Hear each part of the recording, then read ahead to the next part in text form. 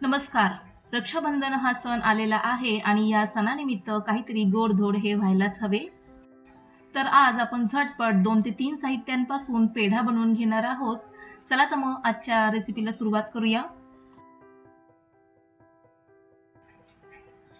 गॅसवर मी एक पॅन ठेवून घेतलेले आहे आणि या पॅनमध्ये चमचाभर तूप घालून घेऊया. चमचा इथे मी लहानच वापरलेला आहे. आता या पॅनमध्ये आपण मिल्क पावडर घालून घेणार आहोत आणि इथे मी 1 कप भर मिल्क पावडर वापरलेली आहे. अस्सल पेढा बनवण्यासाठी इथे 2 पर्याय आहेत. एक तर तुम्ही दूध आटवून घेऊ शकता व दुसरी गोष्ट म्हणजे तुम्ही मिल्क पावडरचा वापर करू शकता. यामध्ये आता आपण अर्धा कप दूध घालून घेणार आहोत. गॅस इथे मी एकदम मंद आचेवर ठेवलेला आहे. दूध घातल्याबरोबर यामध्ये गाठी तयार होतात आणि या गाठी आपल्याला पूर्णपणे मोडून घ्यायच्या आहेत. तर आता हे मिश्रण आपण हलक्या हाताने मिक्स करून घेऊया. अगदी 4 ते 5 मिनिटांमध्ये हे मिश्रण तयार होऊन जातं आणि घट्ट होण्यास देखील मदत होते. पण हे मिश्रण मिक्स करत असतानाच आपल्याला या पूर्ण गाठी मोडून घ्यायच्या आहेत. पाहू शकता बऱ्यापैकी गाठी तयार झालेल्या आहेत आणि असंच मी मिक्स करत पूर्ण गाठी फोडून घेतलेल्या आहेत. यामध्ये मी अर्धा कप मँगोचा पल्प घालून घेणार आहे, म्हणजेच आमरस घालून घेत आहे. तुमच्याकडे आमरस नसेल तर तुम्ही इथे मँगोचा इसेन्स त्याचप्रमाणे थोडासा ऑरेंज फूड कलर देखील वापरू शकता. तर ऑप्शनल आहे हे. अस्सल हलवाई स्टाईलने पेढा जर बनवायचा असेल तर हलवाई यामध्ये मँगो इसेन्स आणि फूड कलर वापरत असतात.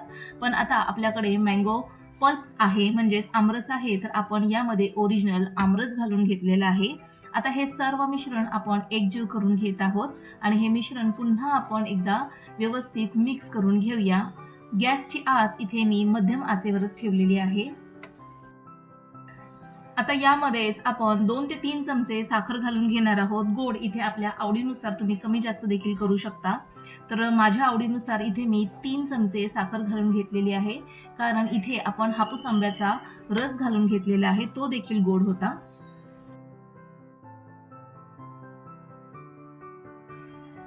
पुन्हा हे सर्व मिश्रण आपण एकजीव करून घेऊया. साखर यामध्ये पूर्णपणे विरघळली पाहिजे. यामध्येच आता आपण पुन्हा 1 चमचा तूप घालून घेणार आहोत आणि पुन्हा एकदा व्यवस्थित मिक्स करून घेऊया. तूप घालून घेतल्यानंतर पुन्हा याला मिक्स करून घेणार आहोत.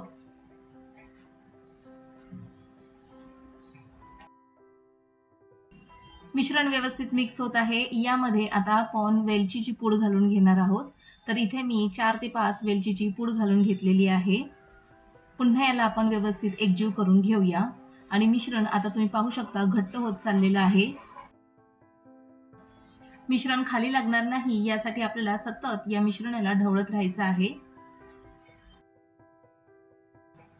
पाहू शकता मिश्रण घट्ट होत चाललेलं आहे आणि हे मिश्रण घट्ट होण्यासाठी जवळपास 6 ते 7च मिनिट लागलेले आहेत आणि ही कन्सिस्टन्सी परफेक्ट आहे पेढ्यासाठी.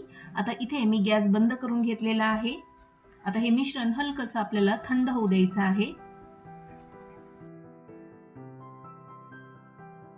आज आपण इथे मँगो फ्लेवर पेढा बनवून घेत आहोत. याऐवजी तुम्ही केसर फ्लेवर पेढा देखील बनवू शकता. आता इथे आपण हाताला थोडंसं तूप लावून घेणार आहोत. या मिश्रणातील थोडासा भाग घेऊन आपण तळहातावर याचा पेढा बनवून घेणार आहोत. मार्केटमध्ये वेगवेगळ्या आकाराचे साचे देखील मिळतात, तुम्ही त्याचा देखील वापर करू शकता. पण इथे आपण खूपच साध्या पद्धतीने पेढा बनवून घेणार आहोत. तर अशा प्रकारे हा पेढा आपल्याला व्यवस्थित आकार देऊन घ्यायचा आहे. थोडंसं याला हलकंसं वरतून प्रेस करून घेऊया. अगदी मार्केट स्टाईल असाच हा पेढा आपण तयार करून घेतलेला आहे. मस्त असा आकार दिसत आहे. याला आता आपण सजवून घेणार आहोत.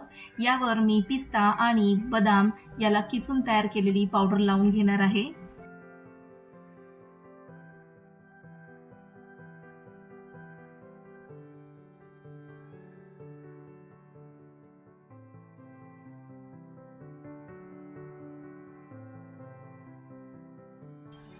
तर अशाच प्रकारे मऊ लुसलुशीत मँगो फ्लेवरचे पेढे इथे तयार करून घेतलेले आहेत. अगदी मार्केट स्टाईल हे पेढे आज आपण तयार करून घेतलेले आहेत. 2 ते 3 साहित्यामध्ये ही रेसिपी तुम्ही घरी बनवू शकता. या पेढ्यांमध्ये वेगवेगळे फ्लेवर आणि इसेन्स घालून अशाच प्रकारचे पेढे तुम्ही बनवू शकता.